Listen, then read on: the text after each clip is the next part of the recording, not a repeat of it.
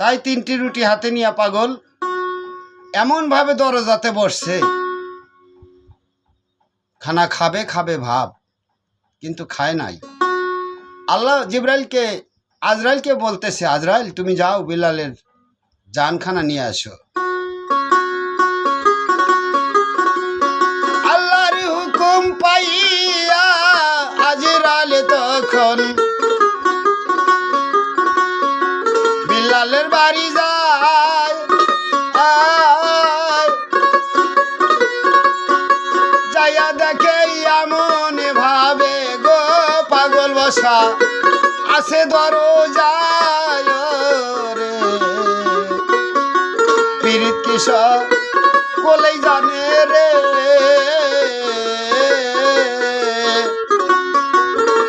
তারাই জানে রে। লাগাইয়া প্রেমের ডোরা গো দেখো ধীরে ধীরে টানে রে, পীড়িত কিশোর কোলেই জানে রে।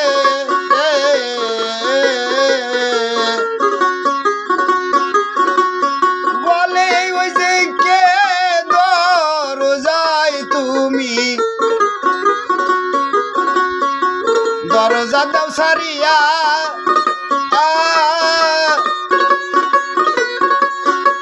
এইদিকেতেই মুসাফিরি গো কথাগুলো যাইতেছে শুনিয়া রে, পীড়িত কিশোর বলেই জানি রে,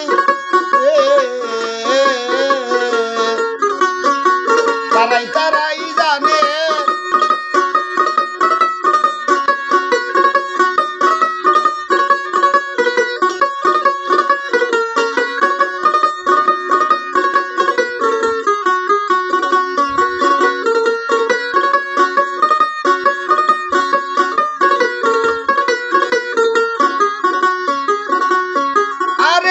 পাগল দেখো তখন বলতে গো লাগিল,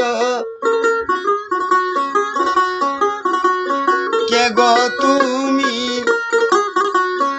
আমি যে খাইতে বসছি দেখো না তুমি। বলতেছে, এই কে তুমি, আমি খাইতে বসছি তুমি দেখো না।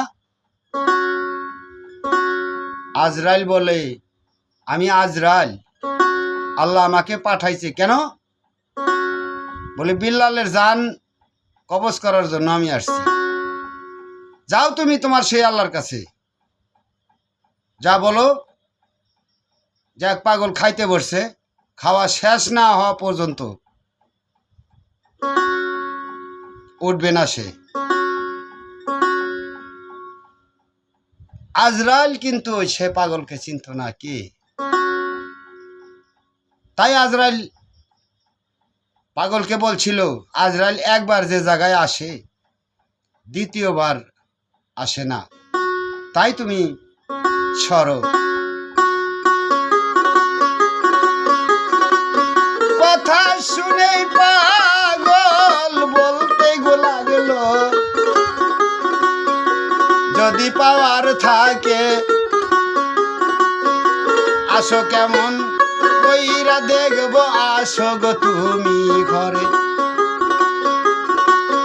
আজরাইল যখন ঘরের মাঝে ঢুকতে চেষ্টা করলো, এমন ভাবে বাম হাত দিয়া একটা চর মারিয়াই দিল।